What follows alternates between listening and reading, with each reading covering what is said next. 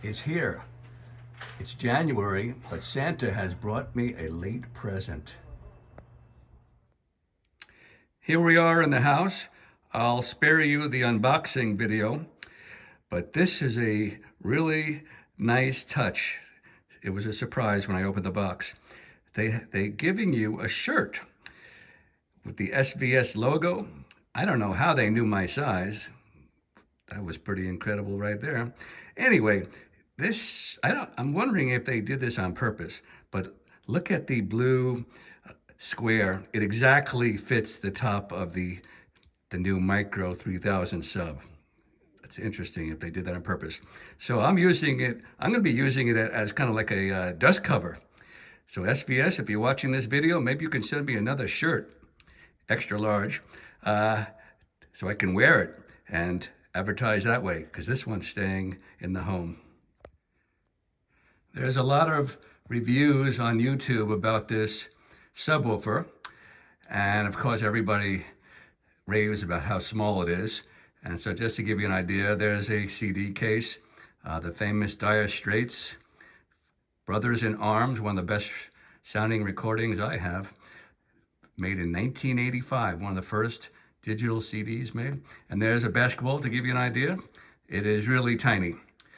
So just to give you an idea of my use, why I purchased this, I needed something super lightweight for mobile purposes. Mobile, I mean not so much for gigging, but something I can carry around the house for different applications. So sometimes I want to bring a subwoofer upstairs. I have some speakers upstairs.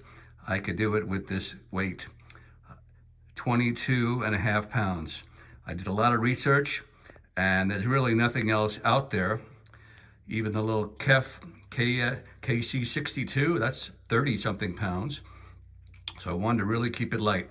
There are subwoofers lighter. They're in the 15 pounds, 16 pounds, and they usually cost about $200 on Amazon.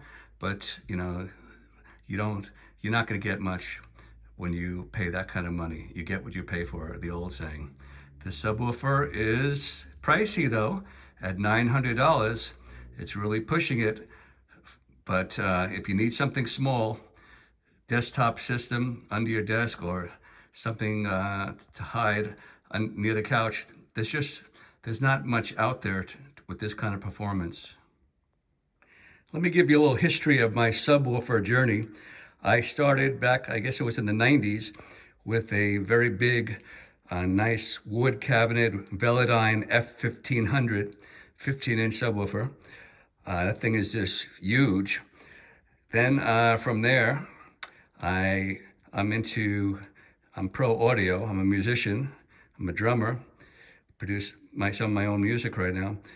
And I purchased a JBL PRX 18-inch subwoofer, and that thing's a monster. And then I finally got into home theater, and I purchased from SVS the SVS SB3000 Ultra. And at the time, that was the top performing subwoofer, and got all kinds of rave reviews. And I agree, it's a wonderful subwoofer. I had that also in piano gloss black, but it is heavy. I believe it's pushing 90 pounds. So when I needed another subwoofer for another home theater room that I have, I was looking at the SB sealed box 4000, but that's even heavier than the 13 Ultra. It's over 100 something pounds. And my rule is I don't like anything that I can't lift myself or move myself if I have to. So the 4000 was out. So the next step down was the SB3000. So I purchased that in gloss black, and that's just an incredible performer. I can't recommend it highly enough. It really shakes the walls in my open floor space den. It's really powerful.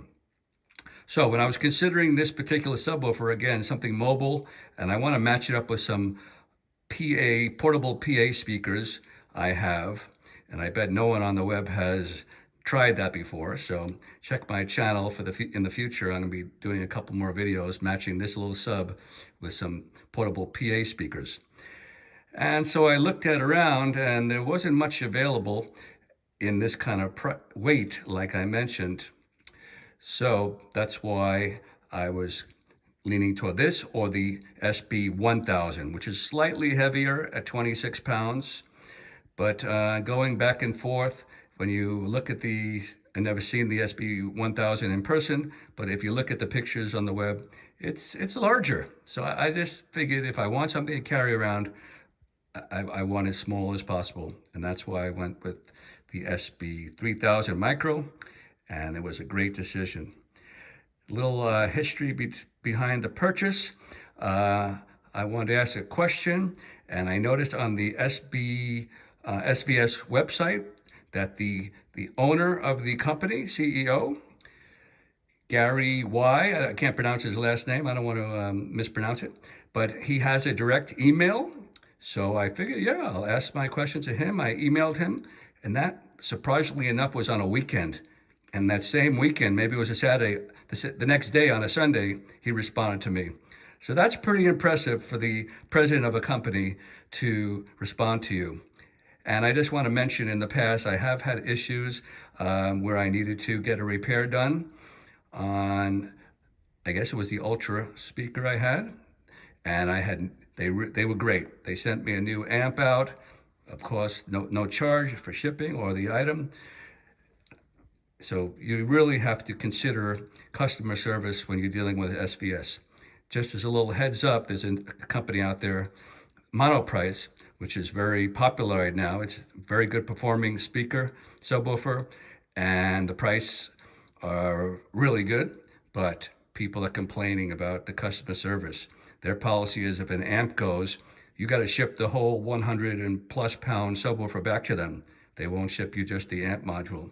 So you really got to take customer service into consideration. And everybody knows SVS has been around for years and years.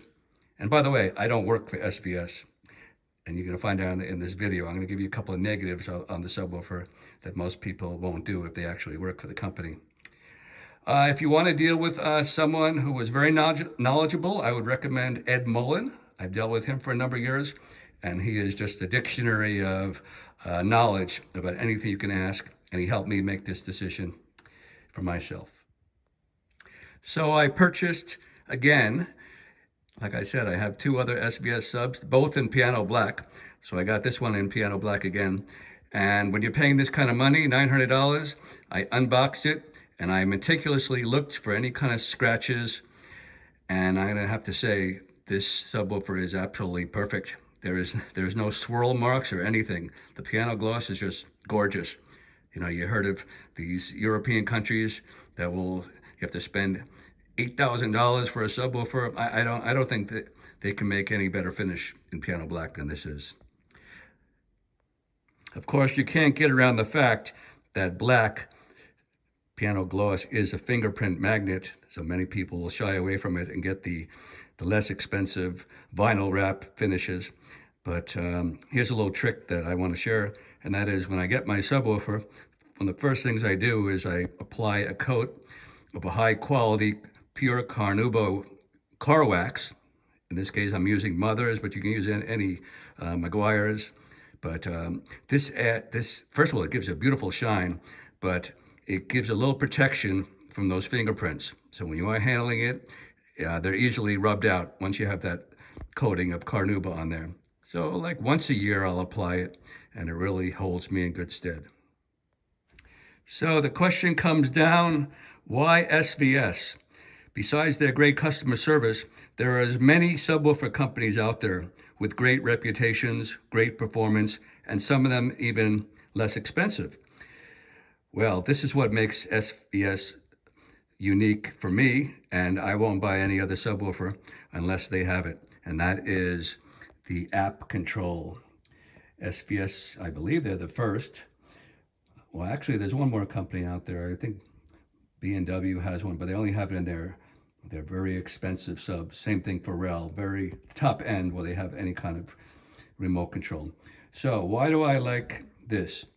Well, again, I'm a musician and I'm also an audiophile. So here is my take on gain setting. I can never buy another subwoofer without any kind of app, because when I listen to music, I don't listen to a whole album like in the old days. I listen to tracks that I download or I whatever. And each track is usually from a different artist, a different producer, and obviously they're recorded in different venues, different levels. So when I listen to music, I'm constantly tweaking. Now, a lot of people don't do this. A lot of people they would say this ruins the musical experience. But for me, I just enjoy it. Kind of like a producer. I'm trying to do better than the producer because my ears are different from the actual producer who set the levels. So in some cases, I want to lower the bass. For example, if it's late at night or I'm listening to jazz, I lower it. And it's on this app, it's really nice. You just click on the arrows, the left arrow, you can lower it by a couple of notches. But on the other hand, so I'm going from a jazz track and all of a sudden my next track is a heavy electronic bass, then I want to boost it up. So right before I made this video, I was doing some initial listening tests because I just got this subwoofer less than a week ago. And so I'm finding with my tops that by the way, this is a music only review. So I'm playing music with this subwoofer, and movies is strictly the SB3000. So I'm not even going there as far as testing or giving you my opinion about movies. So I was listening to different tracks and I'm finding that this is a good gain setting for me, -15. But all of a sudden a different recording, a different producer who recorded at a different level came on. It was an electronic piece because I like electronic music, and it was way too loud. So I immediately bumped it down to 20 or -20. So again, how do people do it without an app? Well, I know how they do it because I have like I mentioned, my old Velodyne. You have to run behind the subwoofer and do it manually.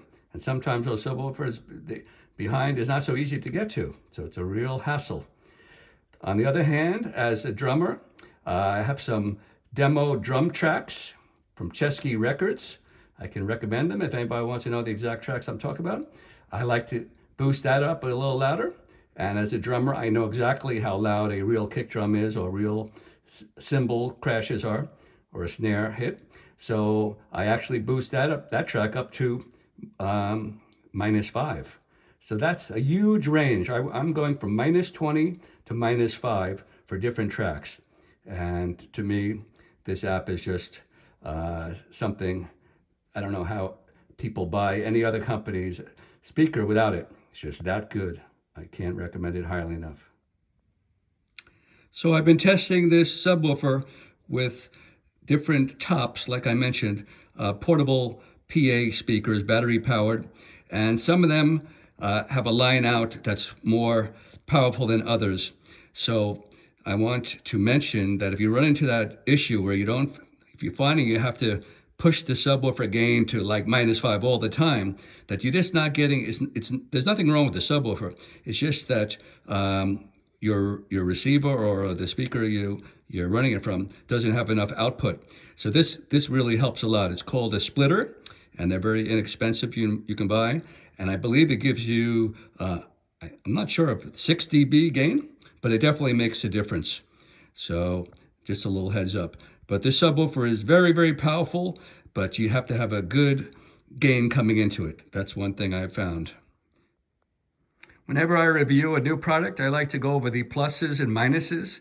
And I like to say this is how I prove that I don't work for that company. So I don't work for SVS.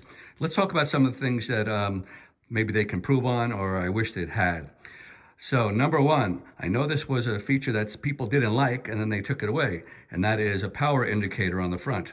Some people complained about the blue light that was staring them in the eye. It was too bright.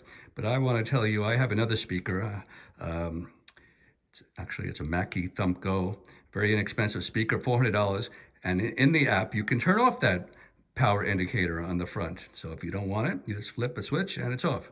So an expensive speaker like this, that's something that I wish they didn't delete, because the only way to know if you have power is to go behind the sub and see the blue lights when you first initially turn it on, because the blue lights kind of go away right up after less than a minute. I like to have a power indicator, but Everybody has their different opinion. Some people will say, well, just put your hand on the subwoofer and you know it's on. And I'm like yesterday, I was trying some very soft movie I connected to, and I really couldn't tell if the subwoofer was on. I put my hand on the side of the metal grill, and a slight vibration, so I knew it was on. But I would prefer a power meter. So that's one thing. The other thing that some people mention is the metal grills on the sides. They have like a dent in them. So someone joked and said, "Oh, it's great. It already comes pre-dented." But no, my criticism is I would like to have those metal grills magnetic, where they can be put on and removed. So I'm sure SVS has a reason why they did this, but these grills are not removable. What else? Oh, and my biggest criticism, and again, I've talked to SVS about this, and they don't think it's something that they want to change, and that is on the app itself, that there is, of course, the gain control up and down, but there's no mute function. And again, coming from the pro audio world, I have other speakers with apps. Many of them have the mute function, and I like to be able to mute the sub so I can instantaneously compare it with and without the sub. It really helps me dial in the sub, especially again because I'm tweaking the gain so much for different tracks. But most sub companies in SVS, their answer was most people set it once and that's it. Well, that's not in my case. So I would like to see a mute function. Maybe that's something they could push out in a firmware update in the future. I don't know. So my decision on this subwoofer, going back to it, wrapping it up, I bought this strictly for weight. I needed something super low weight.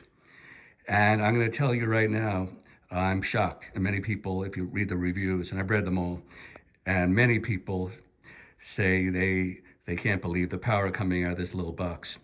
So I A/B'd it with my SB3000, a much larger speaker with a 13-inch woofer. And everybody knows the larger you go, the more output and low extension you get from a subwoofer.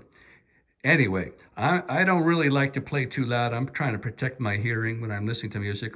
So with a dB meter, I'm making sure it doesn't go anything over 90 dBs. Actually, 85 is really my limit. I try to keep it at, even though I am a ex-rocker.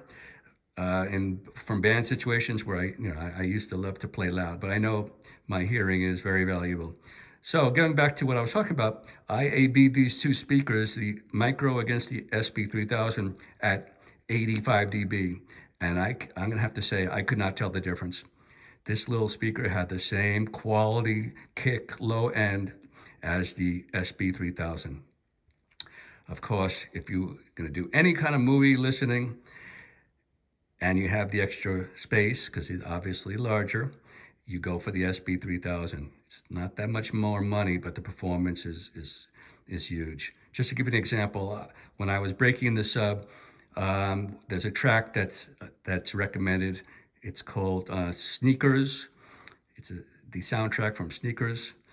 And when I tried it with the micro, I just couldn't hear it. It was like super low.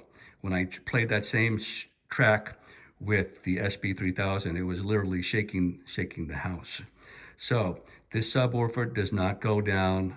It goes down below 20, but it doesn't have the output of a larger subwoofer like the 3000. So if that's what you need, then this might not meet your needs.